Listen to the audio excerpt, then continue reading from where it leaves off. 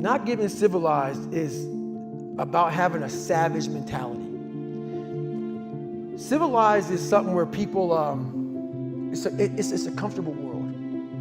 A lot of us say, like for instance, I see these athletes right now who retire. I'm 38, I'm 39. I did 20 years at the top of my game, and I'm chilling out now. You see them a year later and how they look. What the hell just happened to you, dude? What the hell? You're one of the greatest athletes of all time. Kids looked up to you. Women, men of all ages looked up to you.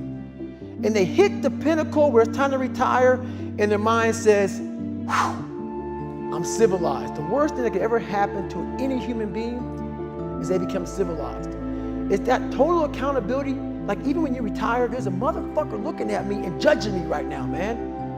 I was the baddest person to ever live. It doesn't go away, man. You gotta wake up, even though you retired, you never retired. You're setting the example every single day of your life. And being civilized feels so good. I'm sorry, man. Once you get to the top, you may retire, but you ain't never coming back home, man, because now you're judged. People see you falling off. You want to be that guy who knows I may be retired from the sport or forever I did, but I'll be damned if you ever see me looking like shit, feeling like shit, not arriving. People, I've arrived. I've arrived mentality. You're always setting the example. Civilization feels so good. These comfortable feelings are what people want. They want retirement. They want that. They need that.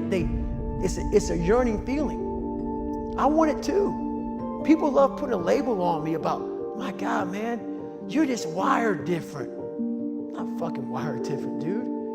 I'm thinking right now, after I got past my stuttering thing, now I'm on a roll, I'm good now. You know what I'm thinking about right now?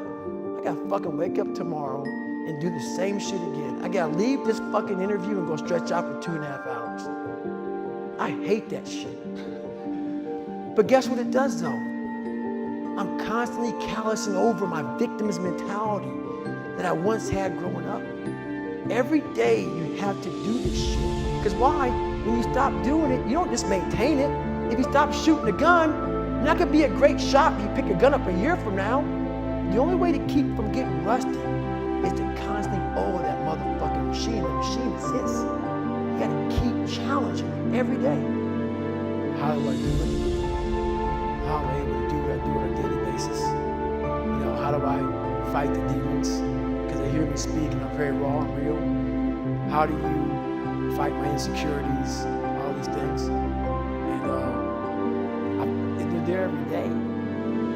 They're there every day. Like you said, I'm in search for a feeling.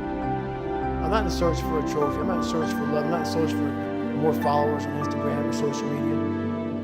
When I started this journey years ago, and I realized that I'm going to be somebody, and I'm searching for a feeling of true victory for myself, and only myself. The second I shut out the whole world and realized that one thing, that I am in this world alone. I'm fighting this race by myself.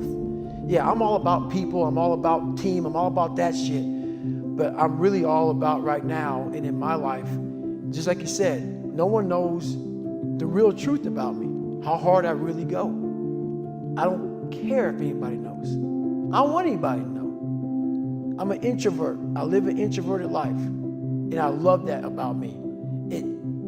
That right there is my fuel, is I know that there's really no one out there grinding like me. And if they are, so be it. If I know about you, I'll make sure that I up my game. That's what the mentality is all about. My whole thing is a mentality thing. Like I told you the last time I was on the show, I viewed myself as the weakest person on the planet Earth. My goal in life was to, in my mind, believe I'm the hardest man alive. And that's why the whole thing is can't hurt me. That's what it's about. It's about whatever you think you are, you have to make that dream a reality. But that's where the hard part is making that dream reality. That's where the hard work comes. That's where people know, how do you keep grinding every day? You have to make those insecurities, those fears. Like when I was 300 pounds, I didn't have any drive. I'm gonna go be a Navy SEAL. What kind of stupid shit is that, 300 pounds? There wasn't like a drive to go be a Navy SEAL. I was an insecure, lying kid, afraid. I had to look at my insecurities and in my fear and find drive in that. We're all looking for passion. Passion's all around you. You have a whole fucking stack of it all around you. It's your insecurities, all that shit. You gotta dive deep in that shit. It's all in there. All the energy and fuel you need is right in yourself. It's all there. You got a lot of stuff to do to overcome. And that's where I found it. I found it right there in my own insecurities. I found drive in my own insecurities. And that's the most powerful thing in the world. When you can find drive in your own doubt, fear, insecurities, you become very unstoppable. It's the truth. Who is sitting here right now today? This is the real me, obviously. But I'm gonna go I'm a very philosophical person. And I'm gonna go there with you real quick. I believe in a higher power. Don't know the name, don't know where it's coming from, don't know anything like that. But I believe that this power, and visualize with me real quick. Let's say it's a man up there or a woman, whatever, and they have a chart. And when you're born, they say David Goggins, born February 17, 1975 at 6 a.m. They write the chart down because they can see everything. They know exactly what you're fucking supposed to be. They know what you're supposed to be. You die, you go to so-called heaven. You arrive at heaven, I'm 300 pounds. I retired as an Ecolab guy, which is okay, just a job, whatever. I go up there and God looks at me and he shows me my chart. And my chart on there says you were supposed to be a Navy SEAL. You're supposed to weigh 185 pounds. You're supposed to be one of the smartest people on the planet, this, all this. You see this. And now you're in heaven, you made it to heaven, but you're like, God, I was supposed to live that life. I was supposed to live that life. And then you find out that the reason why, because we all think that if we pray on it, if we do this, if we do that, whatever, if we don't work, it's gonna magically happen for us. No. I believe that when I'm all said and done with, my whole job is to outwork the chart. Whatever the fucking chart says about me, the all-knowing power up there, I want to get up there and say, him look at me and say, I know everything. I didn't fucking see this. I didn't fucking see this.